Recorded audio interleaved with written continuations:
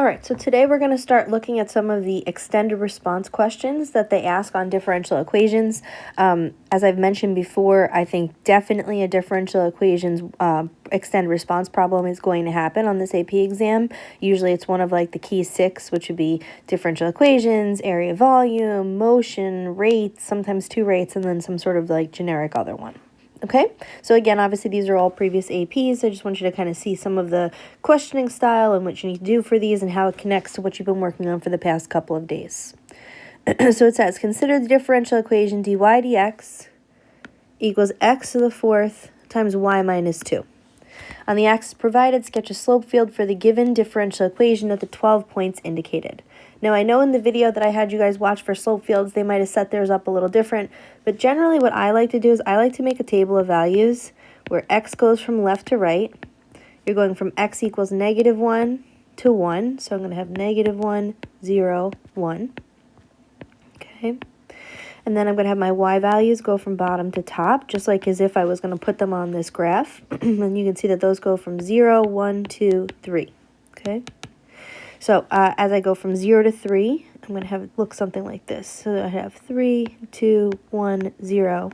And then I'm going to kind of complete this little grid type thing so that once I actually do the calculation for each of these values, so like for example, once I actually get the slope in each of these boxes, then I'll put them on my grid, and then I can, I don't know, I just feel like it's easier to organize inside a table like this. Okay, so you'll notice that I have x to the 4th times y minus 2. As was suggested before, I would suggest you start with, keeping all x the same value the whole time. So for example, think about when you plug in -1, you're plugging -1 into raised to the 4th power. A negative raised to the 4th power is going to be positive every time, and -1 squared is 1. So in actuality, to get the slopes in this first column right here, all you're going to need to do is to plug into y minus 2.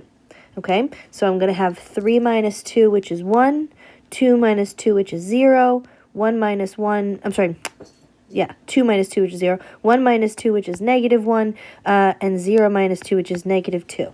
You'll start to see that there's kind of like a pattern formed as you go down this column. A lot of times you'll see that as you go down and as you go across. So now as I plug in x equals 0, well, if you think about it, 0 to the 4th is just going to be 0. Anything I multiply that is going to stay 0. So you're actually lucky that whole entire middle column, all ends up coming out to be 0. Similar to what I had mentioned when I was plugging in -1 to the 4th, now if I'm just doing +1 to the 4th, you'll notice that that ends up still being 1 to the 4th, which is 1. So really I only have to worry about what happened when I did y minus 2. And so you'll see here that y minus 2 will keep the same values that I had originally. As you sketch your slopes, all you really need to do is try to show the transition of slopes from like less steep to more steep. You really don't have to graph your slopes exactly the number that they are. I know you had seen that in one of those slope videos. You just have to kind of show the progression from like positive to negative and getting more negative or something like that. I would say the easiest slopes are the 0 slopes. So I'm going to go ahead and at every place where I had a 0 slope, I'm going to put a horizontal line. I know sometimes it's a little hard to see the one that's on the x-axis. This is also why I like this table, so I can see exactly like which box relates to which point. Okay, so as I go down that first column, down -1, my slopes are going to go from 1 to 0 to -1 to -2. So positive, negative, more negative. That's basically what I would get out of that. And notice that I'm going to end up getting the same slopes for the second column when x equals 1. And I actually want to try to match them if they're going to be the same value. So this is positive, this is negative, and this is more negative. And there's an example of my slope field. So this is actually a separable differential equation, but if it weren't, this is how you'd be able to get an idea of what's happening with the slope, okay, or what the shape of the original looks like. Okay, so now for part B, it says, while the slope field in part A is only drawn at 12 points, it is defined at every point in the xy plane.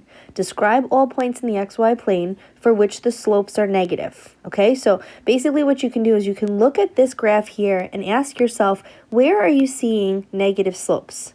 Are you seeing negative slopes when you're above this like horizontal line above y equals 2? That's a positive slope, that's a 0 slope, that's a positive slope. So that's not going to fit this characteristic. I am looking specifically for where slopes are negative. So if you take a look, I have a negative slope at -1, I have a negative slope at +1. Okay, if you eventually start plugging in, you're going to notice that whenever I raise something to the 4th power, that's obviously going to stay positive, okay? So the only thing that's really going to dictate whether or not I'm negative is based on my y-coordinate, and you can see that when my y value is less than 2, I'm going to get negative slopes. Okay, so how do you know when your slopes are negative? When y is less than 2. But is that the only condition that has to be satisfied? I specifically want negative and not 0. Okay, so if I pick this whole region here where y is less than 2, you'll notice that at these places when I'm on the y-axis itself, those are not negative slopes. So I'll also have to specify that x cannot be equal to 0. Okay? So when y is less than 2 and x is not equal to 0, you'll end up getting slopes that are negative. Okay. For part C, now we're actually just finding the particular solution. So let me get rid of this so I get a little bit more space. And I'm going to now do the particular solution. So we're going to have dy dx equals x to the 4th times y minus 2. This is one that obviously will go back to what we had done on our first couple days, separating our variables. So I'm going to start by cross multiplying. So I have x to the 4th times y minus 2 dx. Then I'm going to divide both sides by y minus 2. I'm trying to get all my y's to one side, all my x's to the other side. 1 over y minus 2 dy is equal to x to the 4th dx. Once you've separated your variables, you're now at the point where you can actually integrate. You'll be doing some sort of a u substitution where your u is really y minus 2 on the left. Again, you don't have to show me the whole u substitution, but you do have to think, do I have a complete du if I was going to try and do u substitution? If u was y minus 2, dy would have just been 1 dy, which I do have, so I don't need to, multiply anything in to manipulate my du. So I can go right to integrating this to be ln of absolute value y minus 2. On the right-hand side, I'll have x to the 5th over 5 plus c. I mentioned this in class, but it's so important to have the plus c that if you forget the plus c at this point, everything you do beyond this in this part of the question is wrong. Okay, you don't get any credit for it at all. So you have to remember to put the plus c at the end. Okay, I want to get y by itself, so I'm going to raise both sides to be exponents of e. On the left-hand side, that becomes y minus 2. On the right-hand side, this is one of those times where it becomes e to the x plus 5 over 5 plus c. So you can think of it as almost like e to the c as well. And that's how I end up getting this to come out to be just a c e to the x to the 5th over 5. Okay, so you can think of those as separating. Think of it as e to the x to the 5th over 5 times e to the c. And that's where that big c comes from down here. Okay, so I need to now finish by getting my actual value of c and getting my y by itself. So maybe I'll add 2 at this point. Okay, and I have y equals c e to the x to the 5th over 5 plus 2. They are giving you an initial condition, so they're asking you for a particular solution. If you don't go all the way to find that c, you haven't found the particular solution, only the general one, and you'll definitely not get full credit for that. Luckily, they give us nice numbers like 0 and 0. So I plug in 0 for y, 0 for x.